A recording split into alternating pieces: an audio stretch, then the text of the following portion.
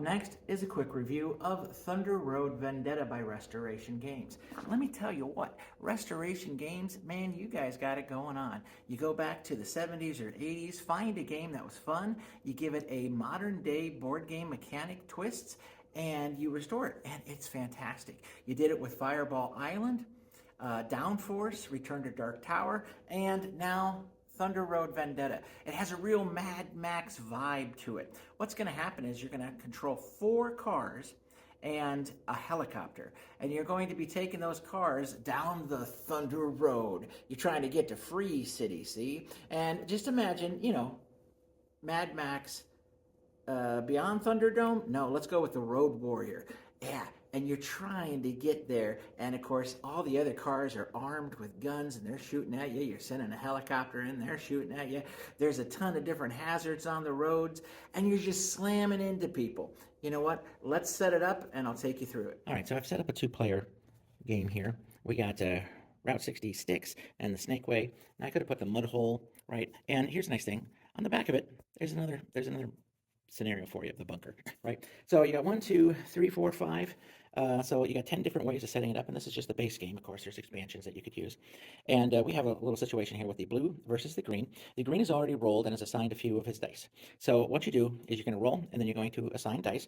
So the green has already taken a small out 3, and he's taken his medium 1 out here 2, and it's now the blue's turn. So the blue, he's decided that he's going to well, he's already got his medium and his small, so he's going to take his dice, and he just so happens to have a 5 right here. So he's going to put his 5 on his large, and he's going to move his car right here. So he's going to go 1, 2, 3, and soon as he makes connection, that's gonna stop his dice roll. So he's not going to continue on with 4, 5, right? However, since he just hit this guy, he's now going to have to roll these 2 dice right here. This is the dice that's going to determine whether or not it's the bottom car or the top car that is going to be moving, right? And then this is the direction, and this is quite clever. Look at how you're going to point this always towards the goal, the finish line, and this is the car that hit, this is the car that is moving, and so this direction right here is obviously 1 forward, but if it was this way, it would then go that way. So let's see what Blue's going to get. Blue's going to roll. It's going to be the bottom car, and he's going to like that because that's not him,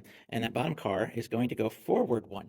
Well, he doesn't quite sure if he wants to have it go forward 1 because, I mean, that gives the green a little bit of an advantage. But here's the deal. Whoever is the larger car gets to say, I would like a re-roll, and then whoever's rolling has to re-roll. But you know what Blue's going to do? Blue's actually going to say, yeah, go ahead, go forward 1, because then Blue gets to shoot him, right? You know, it's kind of a Mad Max type of deal here.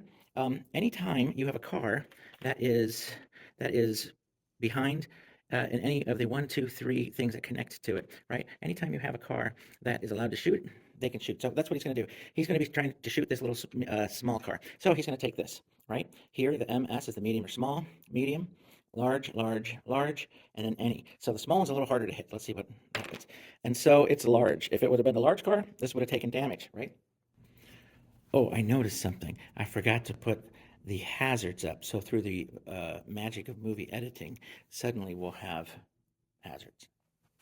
Ta-da. So we have the hazards down. What's going to happen is, let's say it's Green's turn next, and Green has decided what they're going to do is they're going to take their 6 and assign it over here to their large car, right?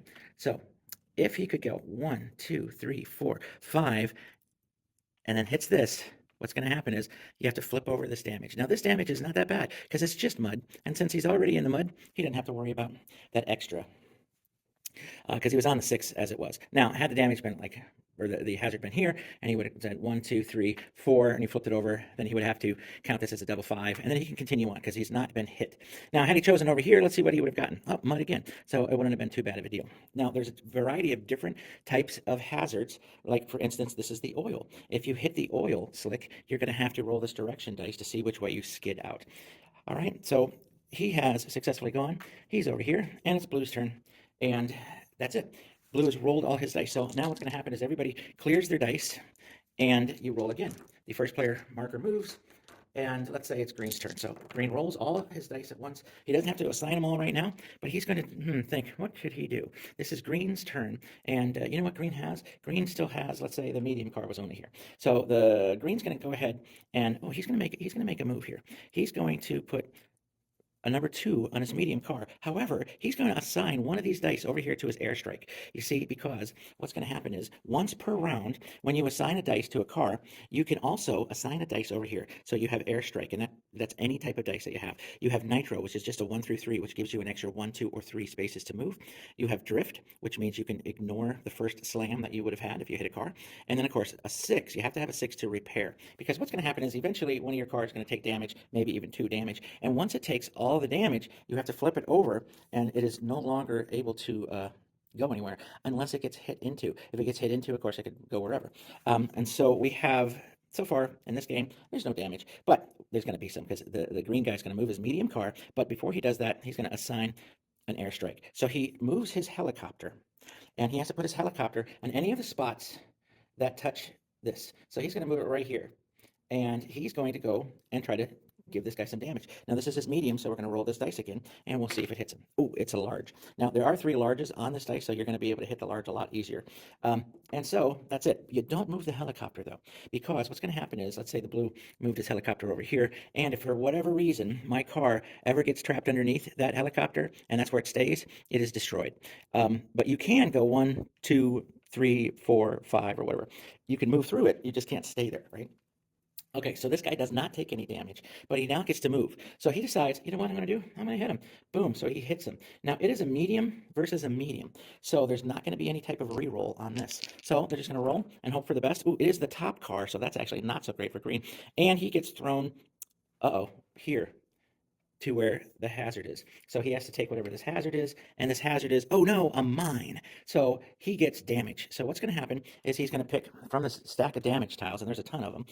He's going to pick one of his, oh, what's this? Shrapnel. So what's going to happen is you're going to put this right down here, and you're going to then get shrapnel sent to another player, right? And so that's great.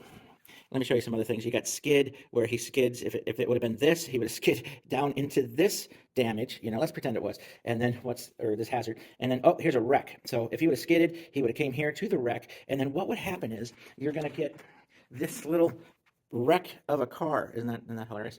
And so I have my car here, because there's a wreck. And I'm going to have this wreck. So I'm going to put this, since it's smaller, I'm going to put this on top. And then I have to roll these dice again because I slammed into the guy. It's the bottom car, and it's going to go, as you can see, it's going to go one behind me. So this goes behind me. And guess what? It hits this car. And so this is just, now it's got to make another dice roll because this wreck just hit the blue. So we'll roll these dice, and it's the bottom car, and it's going to go this way. However, the bottom car is larger, so he's going to say, no, I'm going to ask for a reroll. And so it's the top car, and the top car is going to make it go that way. So this wreck goes down here. All right, so they don't take any damage because of that.